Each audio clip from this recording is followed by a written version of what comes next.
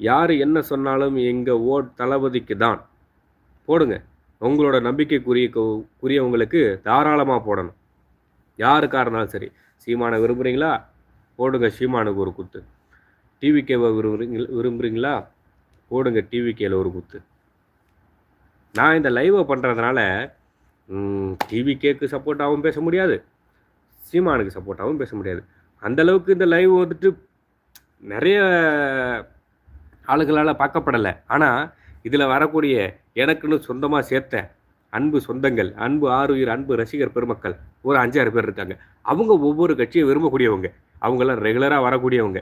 அப்போது நான் சீமான்னு சொன்னால் அப்போ அவை ஏதாவது சொல்லுவேன், அப்புறம் இவனுக்கு நான் ஏதாவது சொல்லுவேன், அப்புறம் இவங்களுக்குள்ளே சண்டை நடக்கும், அவங்களுக்கு நான் சமாதானம் பேசுகிறதே சரியாக போயிடும்.